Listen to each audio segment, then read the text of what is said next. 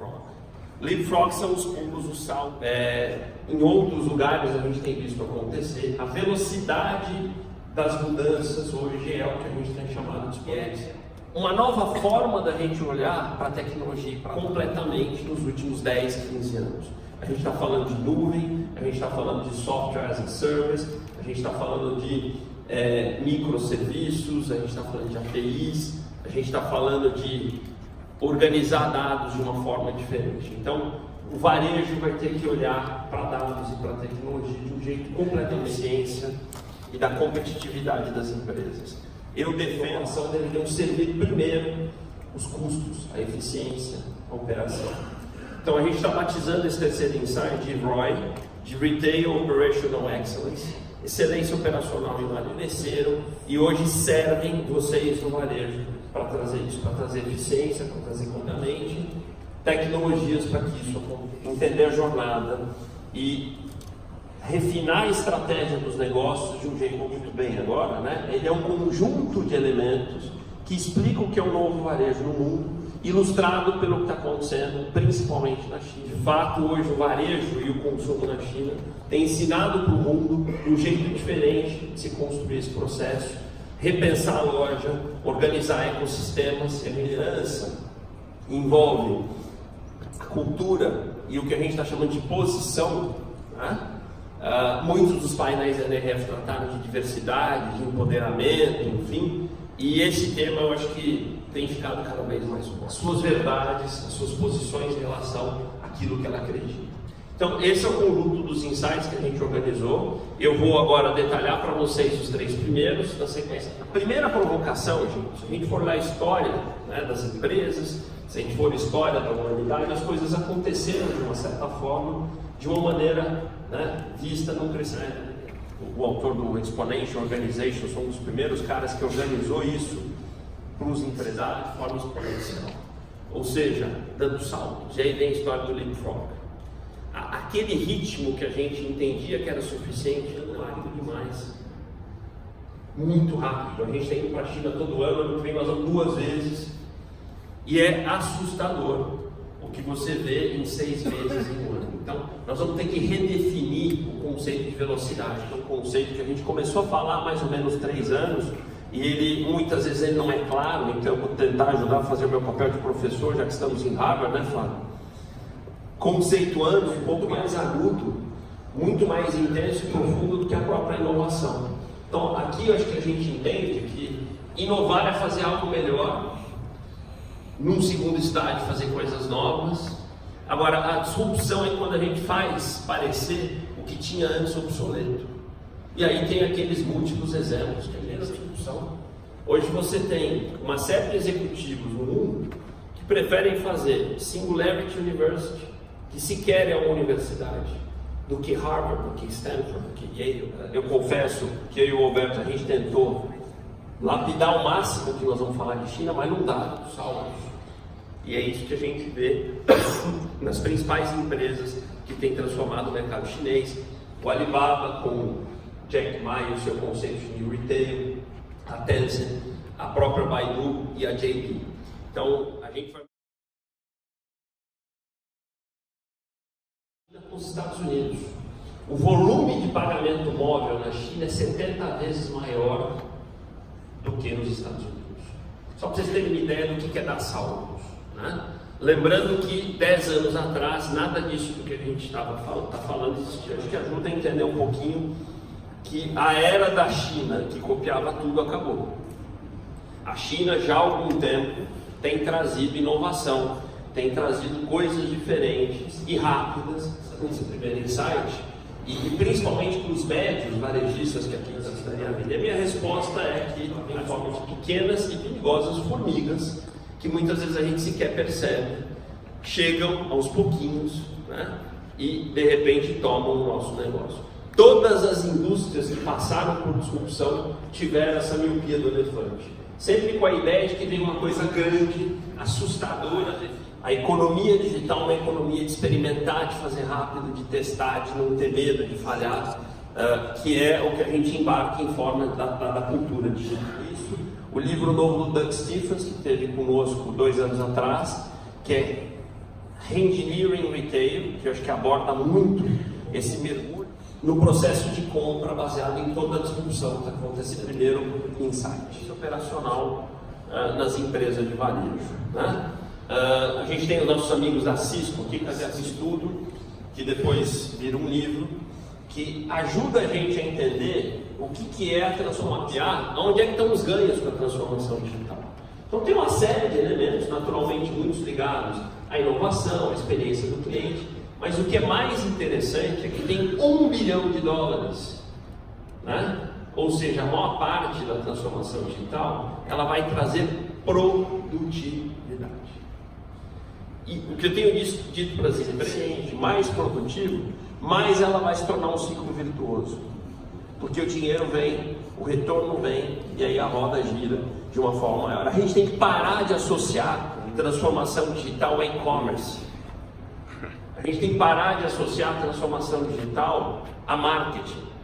Tem uma agenda de marketing digital, tem uma agenda de e-commerce, mas a agenda central que dá força e sustentação para a transformação digital é a agenda da eficiência, é a agenda da excelência operacional, é a agenda da produtividade operacional, buscando tecnologias, processos, pessoas. Cada empresa que eu visito tem uma fotografia diferente em relação a isso.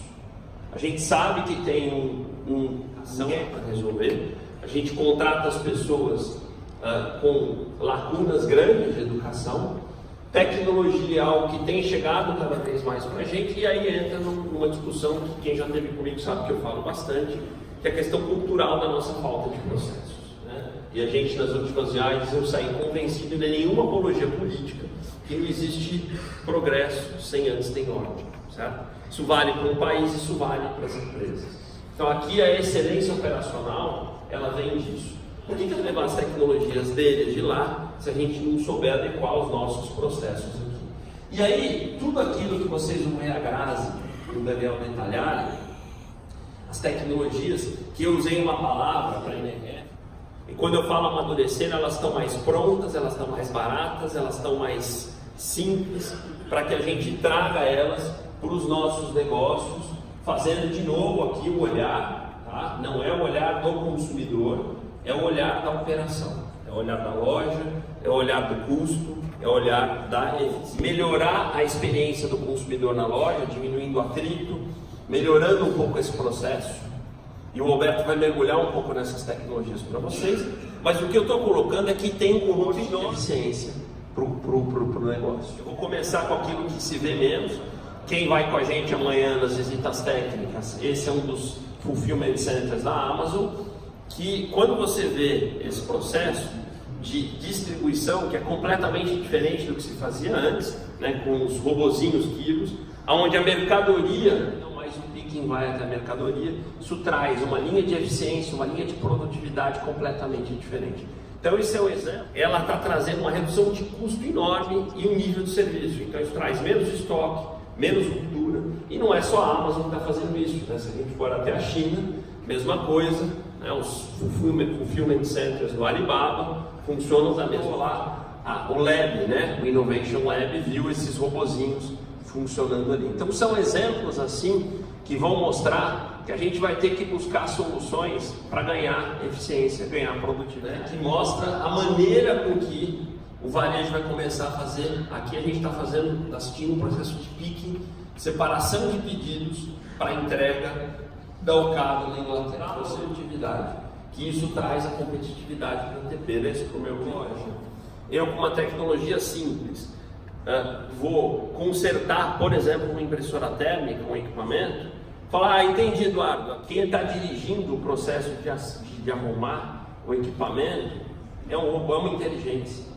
Concessão, deslocamento, o tempo que aquilo fica parado. Então, esse para mim é um exemplo de como as coisas amadureceram, como elas estão mais prontas, como elas estão mais acessíveis. As variações dele já, né? Então, esse é um outro exemplo que a gente também viu aqui na loja. A Lowe's está testando isso em várias lojas, né, de material de construção. Mas a hora que não tem cliente, ele vai fazer inventário, ele vai olhar a ruptura, ele vai checar preço.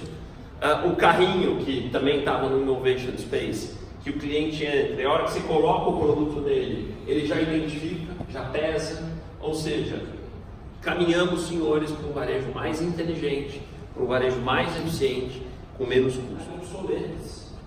O que era despesa obrigatória vai começar a virar gordura para quem não tiver tecnologia. A mão de obra operacional no Brasil, no varejo, tende a cair bastante. Né? A gente vai ter sempre inteligência, a gente sempre vai ter a mão de obra gerencial, mas o que fica claro nessa NRF é que a tecnologia vai trazer muita redução.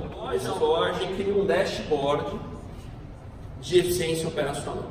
Né? Se a loja está consumindo mais energia do que deveria, se a loja está limpa, se a loja está organizada, tem de varejo de verdade, sabe que a encrenca está na parte que a gente não enxerga. Né? Eu sou contra aquelas tecnologias pirotécnicas. Né? A grande parte do que se vê na NRF são tecnologias que estão abaixo do nível da água, né? Que muitas vezes não são percebidas, são elas que trazem de fato uma agenda. Entrando no terceiro e último insight, para a gente continuar mudando aquilo que a gente vai mostrar depois como New Retail. Então, o que é o Deep Retail tecnologia? Como é que eu penso isso estrategicamente? Tecnologia em varejo não pode ser mais um gestor de filas. Ele não pode estar sempre devendo. Né? Estrategicamente, como é que eu olho para o futuro da empresa e que agenda de tecnologia eu tenho que buscar? E a boa notícia, eu estou convencido, a arquitetura, essa nova abordagem de tecnologia, que passa por um caminho. Aí é que está a parte técnica. Se a gente olhar esse slide, parece um slide de uma palestra para CTOs, para CIOs. Mas a gente vai ter que começar a entender isso. Mais na nuvem, né? Isso traz discussões filosóficas. Se você não quer levar a essência do seu negócio para a nuvem, leve os periféricos, leve as aplicações de negócio. Aí vem uma discussão que para mim é das mais importantes, é a criação do nosso lago de dados, o nosso Data Lake, que a gente já está chamando de Data River, porque ele é dinâmico, ele é fluido, caixinhas de dados que não conversam a dados do cliente, dados de mercadoria, dados financeiros, dados de produto, em caixas distantes, eles têm que estar num único lago, esse lago com uma série de tecnologias que vão trazer essa solução. Isso entra como despesa. E se ela é boa, é uma despesa que reduz despesa.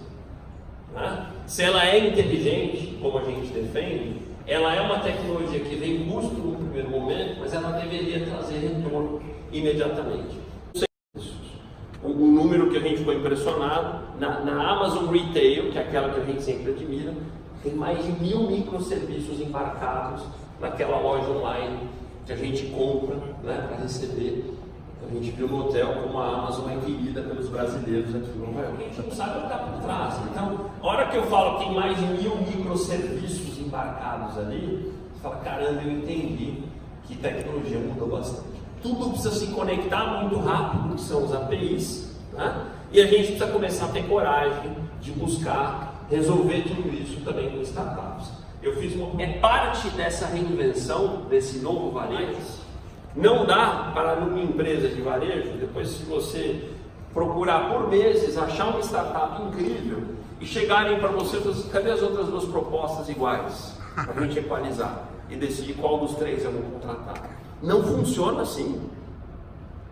Tem que achar uma agenda intermediária de controle com tudo isso, mais convencido disso. Dados vencem opinião. Desde que a gente tem, essa é um desenho que eu gosto bastante. Já viu, Farol? Isso é bom. Eu tenho um lago de dados ou eu tenho um pântano de dados? No sentido do pântano de ser é desorganizado. Então olhem para esse slide, façam uma avaliação se o que você tem na sua empresa é um pântano de dados ou é um lago de dados. Se você tem um lago, você já deveria transformá-lo num rio, tá?